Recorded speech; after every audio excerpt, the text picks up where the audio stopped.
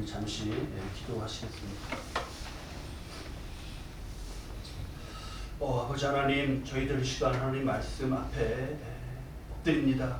주님의 귀한 말씀, 우리 삶의 양식이 되고 우리 삶을 복되게 이끌어가시는 주님의 말씀 저희에게 들려주셔서 저희 한 사람 한 사람이 말씀으로 변화되고 말씀으로 힘을 얻고 말씀으로 생명을 얻어 그 말씀의 힘으로 이 세상을 능히 살아가며 은혜의 역사 가운데 승리하는 삶 살 수 있도록 역사하여 주시옵소서. 전하는 자의 모든 부족함과 허물은 주님의 빛나는 옷자락으로 다 가려 주시옵소서. 예수 그리스도의 이름으로 기도드립니다. 아멘. 오늘 우리에게 주신 말씀을 보면 9절에 예수님께서 길에서 마태를 부르십니다. 우리 보면 이거 커서 좀 옮겨주십니다.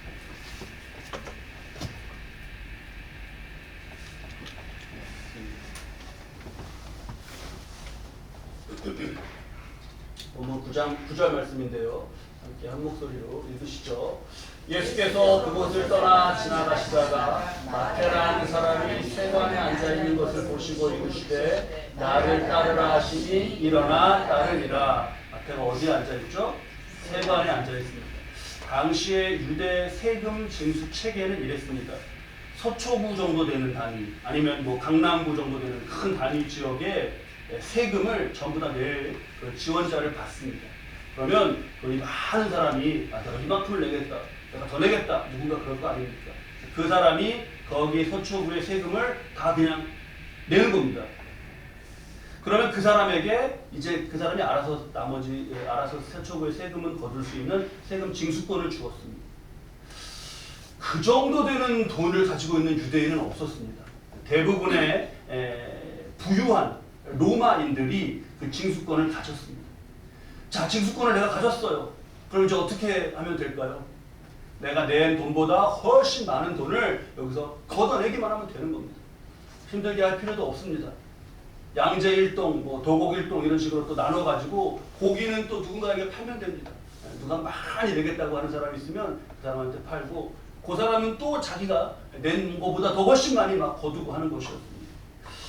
그러한 로마의 이 세금 징수 체계 가운데 가장 아래 말단에 고용된 사람이 바로 세리입니다.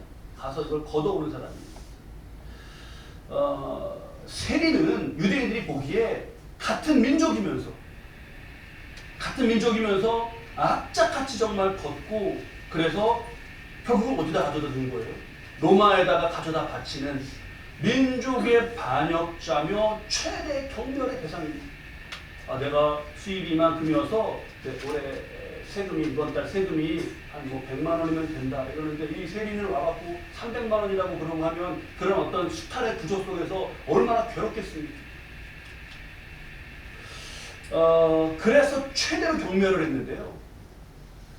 우리가 요즘에 지금 시대에 누구를 경멸하는 욕으로 하는 말이 어떤 게 있죠? 사람에게 누구에게 이렇게 뭐라고 경멸할 때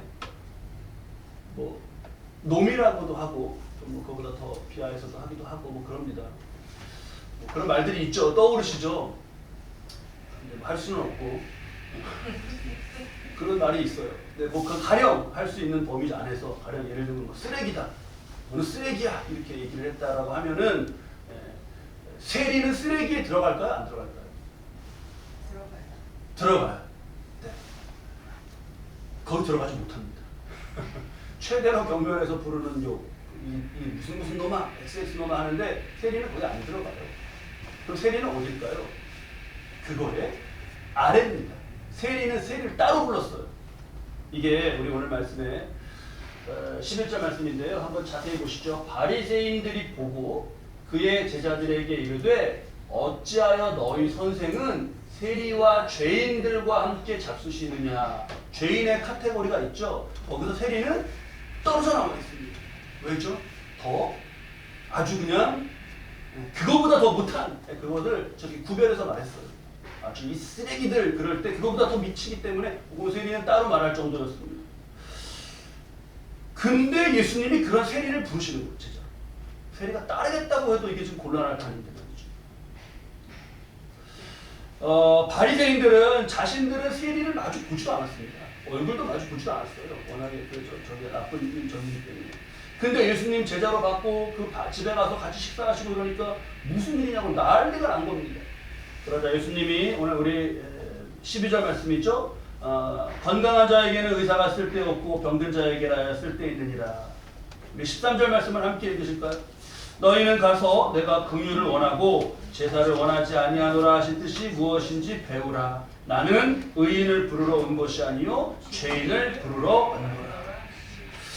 나는 의인을 부르러 온 게 아니라 죄인을 부르러 왔다. 시는 말씀은 바리새인들을 부르러 온 게 아니라 세리와 같은 이들, 세리와 창녀와 같은 이들을 부르러 오셨다는 말씀이신 거죠.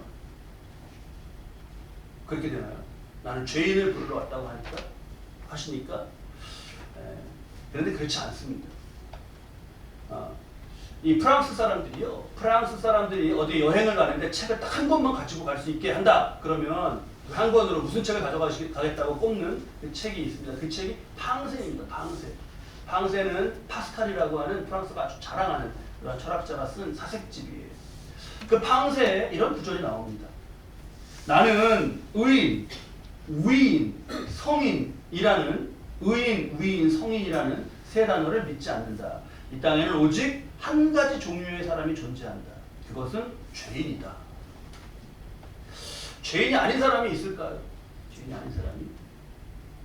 1981년도에요. 헨리 나우엔이 예일대학교 교수직을 내려놨습니다. 예일대학교 교수였는데 그걸 내려놨어요.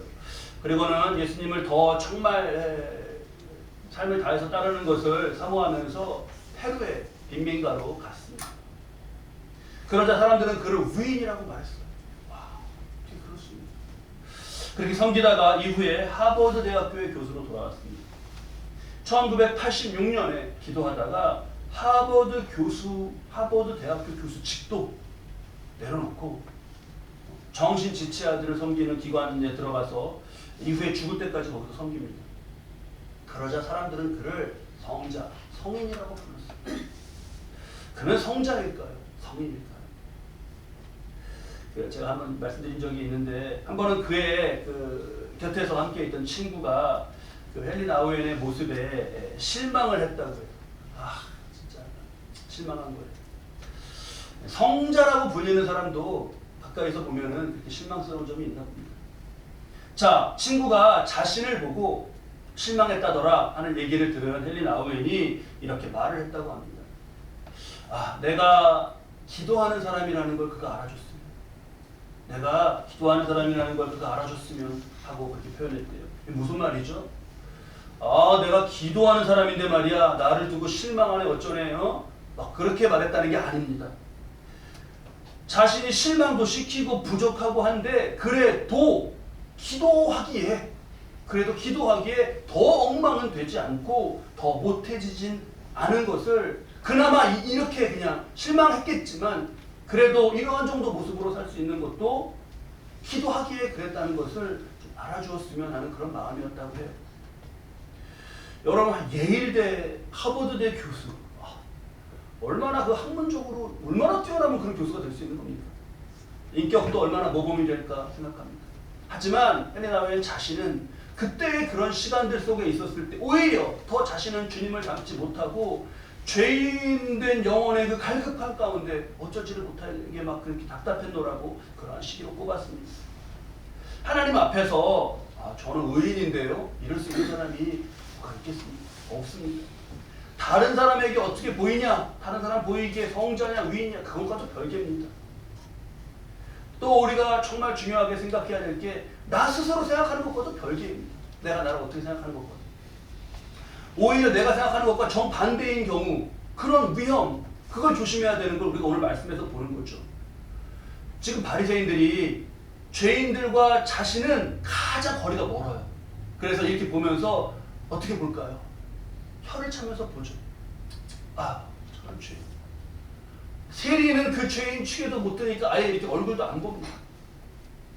그렇게 자부심 갖고 그랬지만 보니까요, 자신들이 실은 교만이라고 하는 제일 큰 죄인인 거예요, 지금.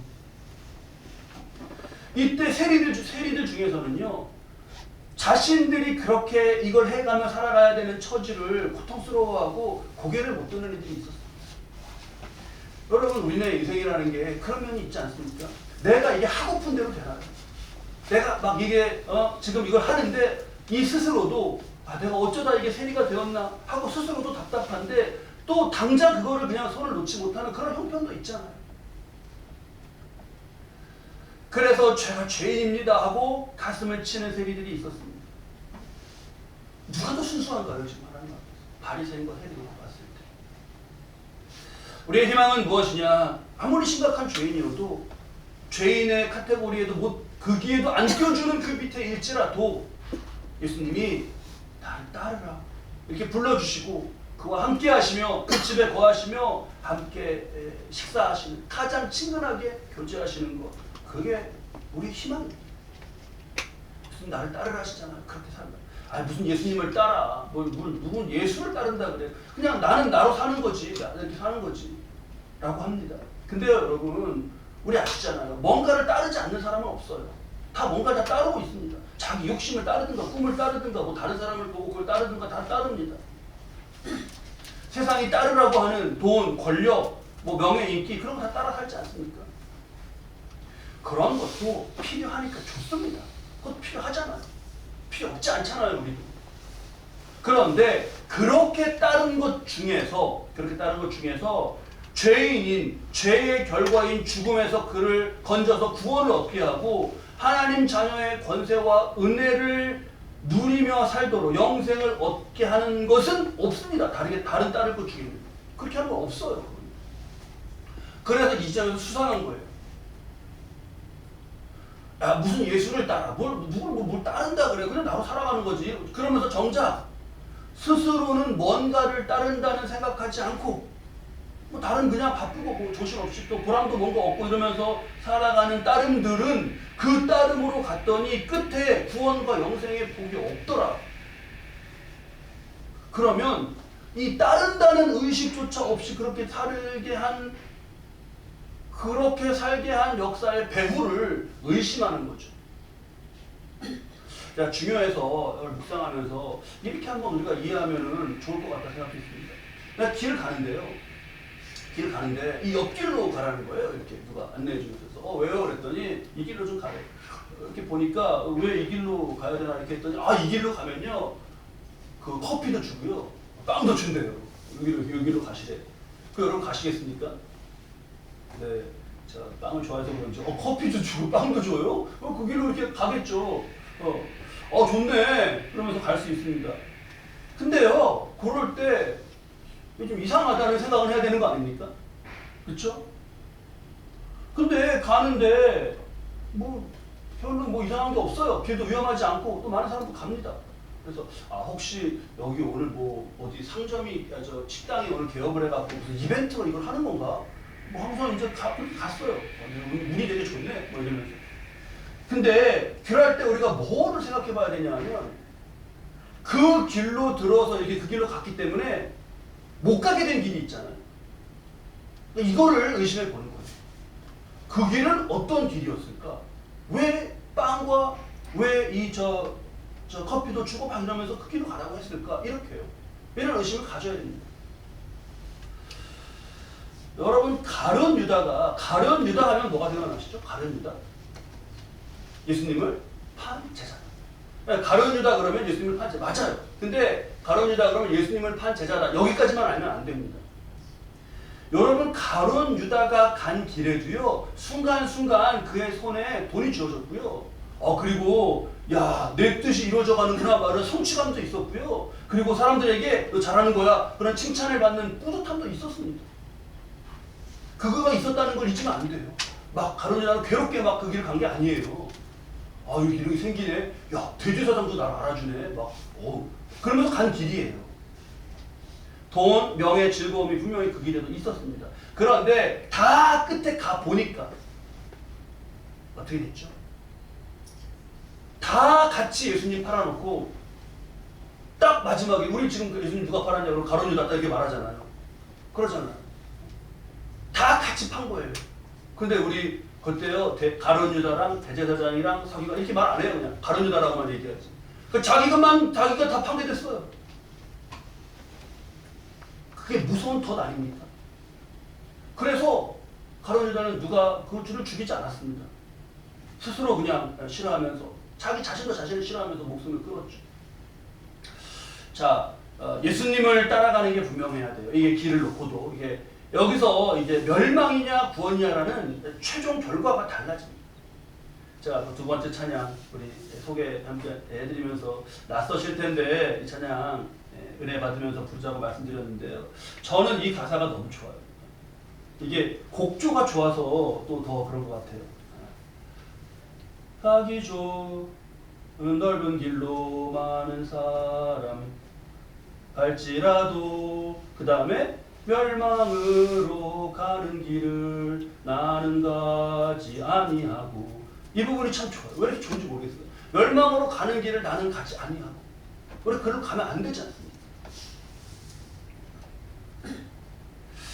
멸망으로 가는 최종 결과, 구원으로 가는 최종 결과가 달라지는 것도 달라지고요. 최종 결과 전에 그의 내면과 예수님을 따르는 자의 삶의 내면과 삶의 내용 그것부터 바뀝니다. 우리 뒤에 마태복음 10장에 가보면 예수님의 제자들의 이름이 쭉 소개된 리스트가 나옵니다. 마태복음 10장 2절, 3절, 4절인데요. 앞으로 우리 흥미진진 성경 공부하게 되면 신약쯤에 갔을 때 우리가 이거 공부하게 될 거예요. 여기 마태 있나요? 몇 절에 있나요? 3절에 있죠? 3절에 마태가. 여기에 이름이 들어갔어요. 로마 정부의 끝없는 그 수탈과 눈물과 피눈물과 피의 피눈물과 그 수탈 구조 속에 맨 밑에서 그래도 막 그렇게 뜯으며 살아야 되는 그런 정말 저주에 가까운 삶을 살던 그가 예수님 은혜의 역사 아래서 제자에다가 이름을 올려놨어요. 우리의 이름이 예수님의 은혜의 역사 속에 이렇게 우리의 이름도 이렇게 남기를 축원합니다. 제가 말씀 준비하면서 기도하면서 교회 왔다 갔다 하고 그러다가 또 친교실에서도 앉아 있고 그런데 이렇게 딱 보니까 거기 제가 뭐 의도한 건 아닌데 거기 그 파일 났잖아요. 근데 파일에 다 이름 써 놓으셨잖아요. 그래서 제가 말씀 준비하다가 이름이 야태 이름 이런 거 묵상하고 하다가 거기 우리 한 분 한 분들 이름 적혀 있는 거 보고 너무 좋더라고요. 그래 이름이 그렇게 이름이 있어야 할 건 아닙니까 거기다. 자 그러면서 우리 이 지금 리스트를 쭉 보는데요. 우리 한번 2절, 3절, 4절을 함께 읽으면서 익숙하게 또 친근하게 이름도 기억하고 그러면서 좀 이상한 점을 하나 발견해 보도록 하겠습니다. 함께 읽으면서요. 2절부터 12 사도의 이름을 이러하니 베드로라는 시몬을 비롯하여 그의 형제 안드레와 세베대의 아들 야고보와 그의 형제 요한 빌립과 바돌로메 도마와 세리마테 알페오의 아들 야고보와 다데오 가나나인 시몬 및 가룟 유다를 곧 예수를 한 자라. 좀 이상한 점이 있지 않습니까? 이 리스트에 맨 처음에 누가 나오죠? 2절에? 베드로가 나오죠. 복음서에는 여러 번 예수님 제자들의 이름이 리스트가 소개되는데 항상 베드로가 모든 리스트에서 보면 다 베드로가 제일 앞에 나왔습니다. 그리고 제일 뒤에는 누가 나왔죠? 그가 나왔습니다. 그리고 뭐 동명이인은 2절 끝에 보면 세베대의 아들 야고보, 그 다음 3절 끝에 보면 알페오의 아들 야고보, 동명이인은 아버지 이름으로 구별을 해갖고 여러 가지가 다 잘 리스트가 되어 있는데 그런데 이상한 점이 하나 있어요. 이게 뭘까요? 네, 바로 보면요. 3절에 빌립과 바돌로메 그리고 도마와 여기 마태 앞에 세리가 써 있습니다. 이게 이상한 점이에요. 다른 제자들 전직 다 있었거든요. 뭐 어부기도 하고 이렇게 그 전직이 밝혀진 제자가 없죠. 근데 이게 전직이라는 게 이게 뭐 좀 좋은 걸 쓰지 않습니까? 전 무슨 뭐 사장님이었다 뭐 이래야 뭐 이런데 전의 죄인이었다 이거는 잘 안 쓰잖아요. 세리는 아까 말씀드린 가장 치욕적인 그런 이름인데 그런 그 명칭인데 마태에게만 그렇게 붙어 있어요. 왜 그런 걸까요? 마태 너는 너무 정말 넌 세리였어. 그걸 누군가 꼭 밝히려고 그랬던 걸까요? 지금 이 리스트가 있는 게 복음서 어느 복음서죠, 여러분? 마태복음서죠. 그러면 기자가 누구라는 거예요?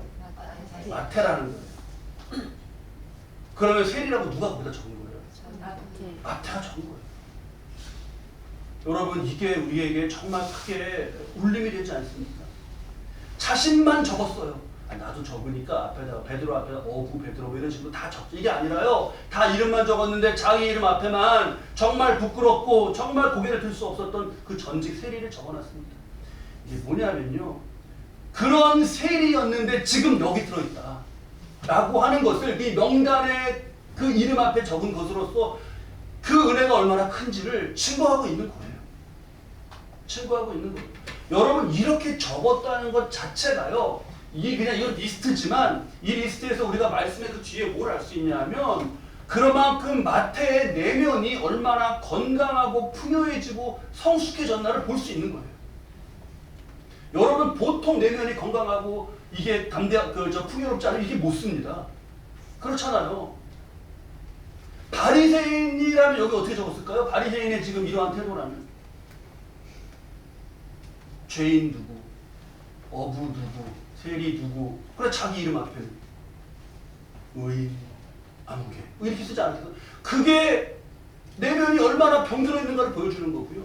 마태의 이 모습이 주님의 은혜 가운데 제자가 되고 주님을 따르는 가운데 나를 따르라신 말씀 따라서 주님 따른 가운데 그의 내면이 얼마나 건강해지고 얼마나 회복되고 성숙했는가를 보여주는 간접적인 증거가 됩니다. 자, 우리도 예수님을 따르는 가운데 우리의 최종 결과 멸망으로 가는 길을 나는 가지 아니하고 구원으로 가는 이것이 확실하고요.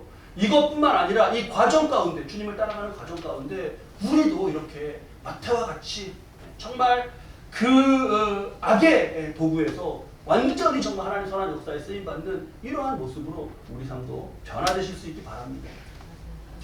우리 손 한번 이렇게 보실까요? 자기 손을 한번 이렇게 보시죠. 자기 손을 보면요. 손이 다 뭐 어떻게 예쁘십니까? 부드러우시고. 자, 이 손을 보면서 이렇게 묵상을 해보는 거예요. 여러분, 저 죄인들이라고 손가락질했던 바리새인의 손은 어떻게 생겼을까요? 바리새인의 손도 이렇게 생겼어요. 손가락 5개고요. 끝에 여기 손톱 있고 관절 위에 여기 주름 있고 이렇게 생겼어요. 또 죄인들 뭐 어디 감옥에 가면은 죄인들 가둬놨는데 거기 가서 이렇게 악수하면 그 사람들 손은 어떻게 생겼을까요? 이렇게 생겼습니다. 다리가 어떻게 안 생겼어요? 똑같이 이렇게 생겼어요.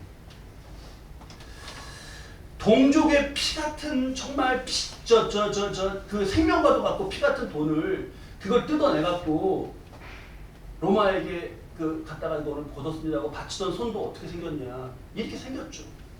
마태 손도 이렇게 생겼지만 어떻게 생겼겠습니까? 근데 똑같은 손인데요. 그 손이 예수님 나를 따라라 시는 말씀에 따라 나선 그 삶 가운데 그 손이 어떻게 변화된 겁니까? 하나님의 말씀을 기록하는 손이 되었어요. 정말 우리 표 가운데 더 나은 나가 있는데 더 나은 마태, 더 나은이라고 하는 완전히 정말 차원이 다른 삶으로 그렇게 변화된 마태의 버전입니다. 우리도 예수님 따르는 가운데 우리도 그러한 삶이 되실 수 있기를 축원합니다. 똑같은 손인데 악을 행하고 막 그러는 손도 될 수 있고요. 똑같은 그 모양의 손인데 다른 손이 될 수 있습니다. 오늘은 우리 이거 새기면서 우리 주님 이 모습을 잘 따르는 것으로서 분명하게 좀 새기겠습니다. 우리 13절 말씀인데요. 13절 말씀 우리 앞에 보시면 함께 읽으시죠. 너희는 가서 내가 긍휼을 원하고 제사를 원하지 아니하노라 하신 뜻이 무엇인지 배우라. 나는 의인을 부르러 온 것이 아니요 죄인을 부르러 왔노라 하시니라. 아멘. 무슨 하신 뜻이 무엇인지 배우라라고 했어요. 이건 바리새인들이 듣기에 굉장히 놀랄 말입니다. 왜냐하면 바리새인들은 여태까지 자기들이 죄인들 보고 가르쳤지 배워? 내가? 뭐 그걸 왜 이렇게 생각할 그런 사람들이었거든요. 또 놀랄 말이 뭐죠? 너희는 가서 내가 긍휼으로 제사를 원하지 아니한다. 제사를 원하지 아니한다. 이게 무슨 말씀이에요? 바리새인들 제사장들은 제사의 예배죠. 그러니까 목숨 걸었던 사람들입니다. 우리가 지금 주일 예배, 주일 성수하죠.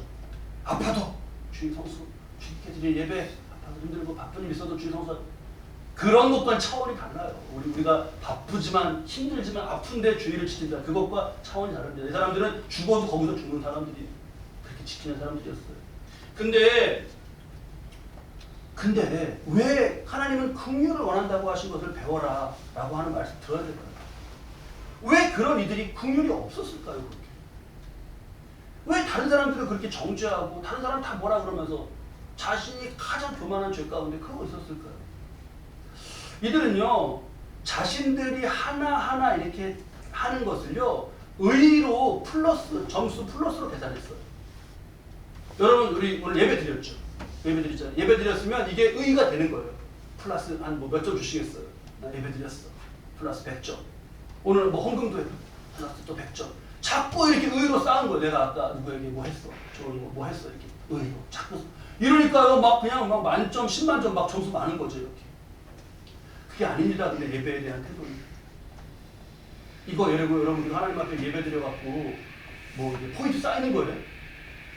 여러분, 이건 예배는요, 내가 죄인인데 하나님이 이 예배, 하나님과 만나는 예배 영광으로 불러주신 감사가 핵심인 거죠.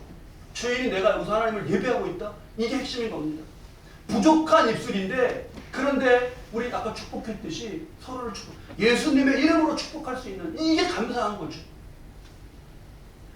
여러분, 우리가 이걸 분명하게 정리해야 됩니다. 나는 계속 죄인이에요.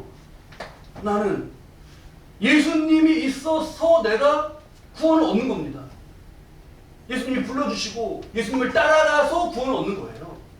이게 왜 중요하다고 말씀드리냐면, 이게 여기서 오류가 만들어지는 게 너무 교회사에서 역사 가운데 계속 이 부분에서 오류가 만들어졌어요. 지금도 뭐 구원파나 이런 이단 가운데 이런 오류를 아직도 해결하지 못하고 근데 이상한 것도 아닌 게, 예수님 시대 때부터 지금까지 이 오류는 계속 반복됐습니다. 뭐냐면 여러분, 이 오류를 한번 잘 보셔요. 자, 내가 예수님을 믿으니까, 예수님 믿죠? 그죠?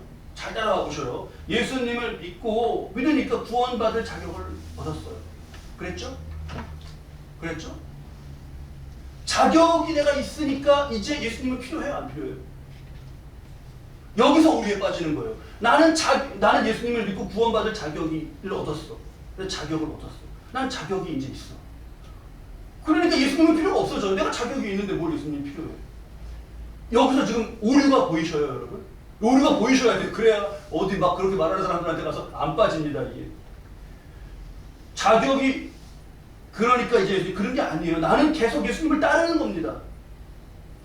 나는 지금도 죄인인데 예수님이 계속 보이는 거예요. 예수님 따라가는 거예요. 내가 자격증이 있는 게 아니라 나는 예수님이 있어야죠. 이게 그냥 딱 구분 차이입니다. 내가 자격증이 있는 게 아니라요, 예수님이 있어야 되는 거예요. 그러니까 계속 예수님이 있어야 돼. 예수님 따라가야 되는 겁니다. 뭐 성령 충만과 막 그 직통 계시 이런 거 말하는 분들도 계시죠. 직통으로 하나님 이렇게 말했단 말이에요. 근데요, 참 이상해요. 성령 충만을 막 말씀하시고 직통으로 하나님 막 그렇게 말씀하시는 분들이 되게 별로 긍휼이 없고 이렇게 온유하고 겸손하고 그러기보다는요, 한마디로 말하면 좀 무섭습니다. 이게 판단, 막 정죄, 막 자기가 이게 막 너무나 견고해요. 그래서 막 상처를 줘요. 이게 왜 그럴까요?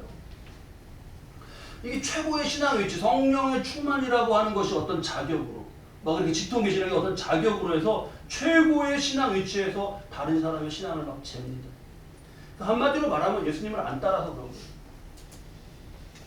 예수님보다 내가 앞에 있고 뭐 없어요. 앞에 뭐 따르는 게. 그냥 나 자신이 충분해서 그 잘못 간 겁니다. 언제부터 잘못 가셨는지 꼭 그런 경우에 정말 돌이켜봐야 돼요. 어쨌든 결과적으로는 자신이 뭐가 막 하고 있다고 생각하는지 모르겠지만 결과적으로 자신이 되어 있는 건 바리새인이 되어 있는 거예요. 말씀으로 보면. 말씀으로 진단해보면 지금 뭐 어느 과정이 어떻게 되는지 모르겠지만 결과적으로 진단은 바리새인으로 나오는 겁니다. 자, 우리 죄인을 부르시고 불쌍히 여기시면서 우리를 불러주신 예수님의 모습을 꼭 감사하면서 이걸 우리도 따르는 거예요. 가장 먼저 따른다고 할 때 그대로 흉내내는 겁니다. 따르는 거. 저는 죄인이죠. 우리 이 가운데는 죄인이 아닌 분이 계십니다. 부족한 죄인입니다. 그러니까 죄인이고 부족하니까 그런 게 다른 사람 눈에 보이겠습니까? 안 보이겠습니까? 저의 부족함이 여러분들의 보이셔요, 안 보이셔요? 솔직히 이렇게 보인다고 하시려다가 약간 좀 이렇게 보이죠. 근데 그런 게 보이면 어떻게 하시는 거예요, 예수님은? 어떻게 여기라고요? 긍휼히 여겨요. 우리가 주일 예배를 정말 내가 딱 지켜서 정말 예배를 드리는데 이렇게 지키는 것만큼 그때 긍휼을 지키는 것, 불쌍히 보는 거예요. 예수님이 그러셨으니까 나도 그냥 따르는 거. 그게 예수님 나를 따르라. 그냥 그게 따르는 겁니다. 다른 게 아니라. 복잡하게 생각하고 예수님을 따르는 것이란 제자 도고 제자 도는 뭐 제자의 길을 가는 것 이럴 필요가 없어요. 그냥 뒤에 막 계속 설명해서 끝없이 이럴 필요가 없어요. 예수님을 따르는 건 뭐냐? 예수님처럼 그렇게 흉내내는 거예요. 그렇게 하는 겁니다. 죄인이니까 막 우리가 막 서로를 모자라게 보고 뭐 이렇게 막 혀를 차면서 아유 이렇게 보자는 게 아니죠. 그게 바로 멸망으로 간 길을 간 바리새인의 태도고요. 그냥 죄인인 걸 안타까워하는 거예요. 서로 모자랍니다. 부족합니다. 희망은 뭐냐?